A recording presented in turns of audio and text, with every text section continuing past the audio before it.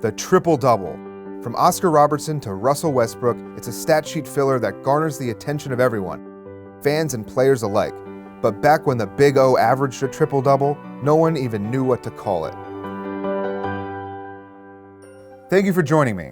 The days have felt very long lately, and in hindsight, the lack of windows in here was a mistake on my part.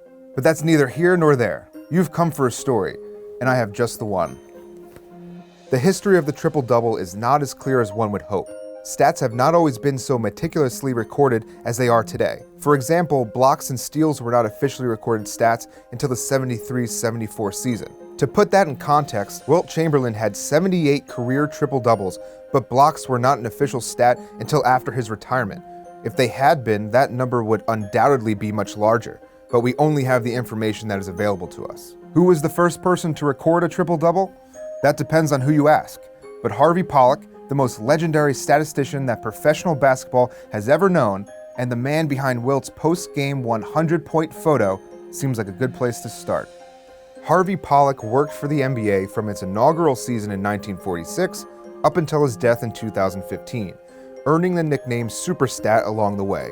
He was a man known for his numbers, but none more recognizable than the one he scrawled on a piece of paper in 1962 and handed to Wilt Chamberlain: 100. Being the statistician for Wilt's 100-point game, he felt that it needed to be remembered, but with no reporters at the game, the photograph would have to do. Flash forward to 1980. A young Magic Johnson is beginning to rock the NBA. His numbers jumped off the page to a person like Pollock, but a casual fan, not as much. So Pollock decided there needed to be a term for double digits in 3 categories, essentially turning it into a stat of its own. NBA fans now had the triple-double. There are some that credit Lakers PR director Bruce Jolish with coining the term to add hype to Magic Johnson. I told you the history wasn't quite clear, but honestly, it's a pretty obvious name, so maybe they both did, separately, within a similar time frame. Either way, like Matt Dillon, it didn't have a name until the 80s. So the first triple-double must be nothing more than a forgotten memory, right? Well, the superstat himself wrote in his annual NBA statistical yearbook that Dolph Schayes of Syracuse may have recorded the first triple-double on February 8, 1951, when he put up 18 points, 13 assists, and 22 rebounds against New York.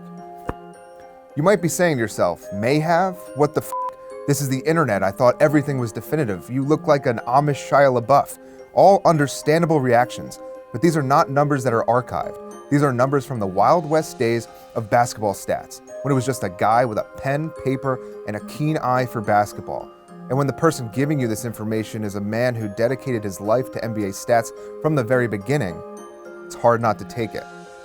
If this is not enough for you, then let me leave you with one last number: 3,420, the Guinness Book of World Records mark for most consecutive days wearing a different t-shirt, held by Harvey Superstat Pollock. I think that was good. Dear fans, please click on more videos. Sincerely, me.